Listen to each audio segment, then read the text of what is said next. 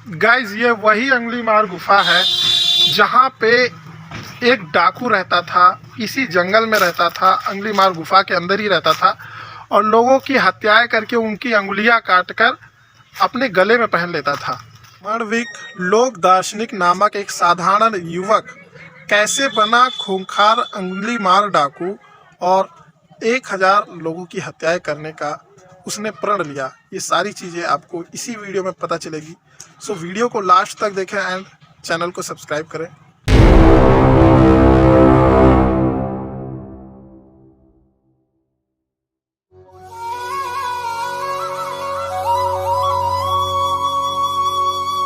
Guys अंगुली मार गुफा जाने के लिए एक तरीके से दोनों तरफ ये जंगल टाइप का है, इससे बीच से रास्ता होकर गुजरता है।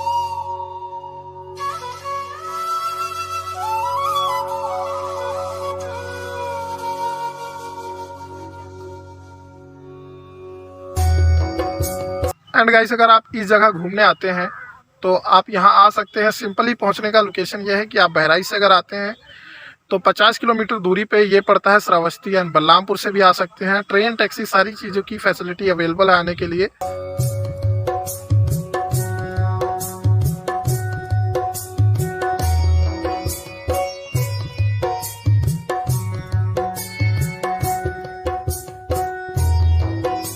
और स्पेशल परमिशन लेके मैं ये वीडियो अंदर शूट कर रहा हूँ, किसी को जाने की आज्ञा नहीं अंदर। सो अंदर से आपको मैं पूरा घुमाता हूँ अंगुली मार गुफा कैसा है।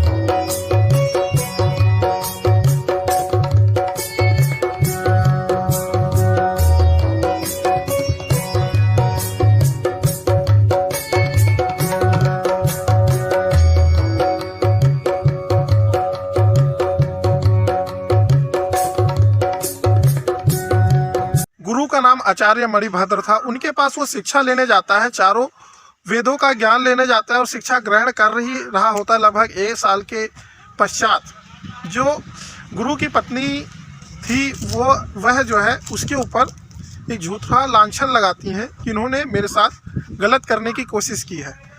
सो होता कुछ यूँ है कि आचार्य राजा के दरबार में गए होते हैं एंड वहाँ से आके देखते हैं तो वो उनकी एक खंभे से बंधी हुई है और कपड़े उसके फटे हुए हैं इस तरीके से। तो उससे जब पूछा जाता है तो उसने बोलती है कि जो आपके शिष्य हैं उन्होंने मेरे साथ ऐसा किया है। इतना सुनते ही आचार्य को बहुत तेज क्रोध आता है और वो इसी कारण वो अपने शिष्य को श्राप देते हैं कि जब तक तुम 1000 लोगों की हत्याएं नहीं करोगे तब तक तुम्हें मेरे श्राप से, इस महापाप से आपको मुक्ति नहीं मिल सकती।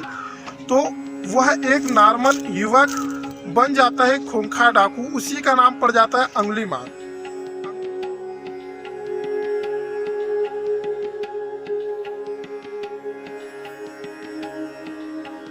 अंगुली मार पड़ने का नाम भी एक कारण था कि वो लोगों की हत्याएं करने के बाद उनकी अंगुलियां काटकर अपने गले में पहन लेता था। इस वजह से उसका नाम अंगुली मार पड़ गया। और डाकू इस वजह से लग गया क्योंकि वो लोगों की बिना वजह ही हत्या कर देता था। और ये श्रावस्ती ऐसा था कि ये घोर जंगल था और उसने इसी को अपना निवास बनाया था। इस वजह से इस गुफा का नाम अंगुली मार गुफा पड़ गया क्योंकि वह डाकू इसी के अंदर रहता था। और देन बुद्ध भगवान जब श्रावस्ती में आए और लोगों से सुना कि यहाँ एक खूंखार डाकू रहता है अंगुली मार नाम का, वो लोगों की हत्या करने के बाद अंगुलियां काट के अपने गले में माला बना के पहन लेता है। सो भगवान से लोगों ने प्रार्थना किया कि आप इससे हमें छुटकारा दिला दीजिए। ये जंगल हुआ करता था, यहाँ कोई आता नहीं था, इसी कारणवश यहाँ कोई आता नहीं था। इतना डर रहता था, इतना खौफ रहता था क्योंकि सबको पता था कि वो 1000 लोगों को मारेगा और 99 लोगों की हत्या कर चुका था। लेकिन जब बुद्ध भगवान आए जंगल में और बैठ गए, उसके बाद अंगुलीमाल डाकू आया और उसने बुद्ध पर हमला बोला कि आपको मैं मार के आपकी एक उंगली को अपने गले में धारण करूंगा, 100वें टारगेट हो आपको मैं खत्म कर दूं। जो ज्ञान का प्रकाश उसके दिमाग पे पड़ा और उसने क्षमा मांगा, सहट में जाकर उनसे क्षमा मांगा और कहा कि मुझसे भारी भूल होगी प्रभु। उसके बाद एक खूंखार डाकू एक बौद्ध भिक्षु बन गया और ऐसा रहा पूरा एक युवक का, नॉर्मल युवक का एक खूंखार डाकू बनने, एक बौद्ध भिक्षु के रूप में वो बना।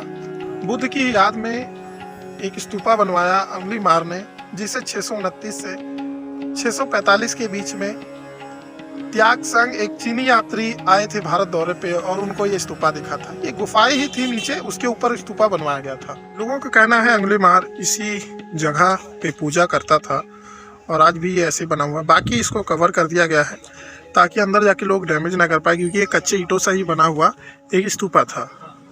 कुछ यूँ दिखती है अंगुलीमाल स्तूपा की पार्किंग, देख रहे, ऐसा पूरा ये पार्किंग एरिया है और अंदर वो गुफा है।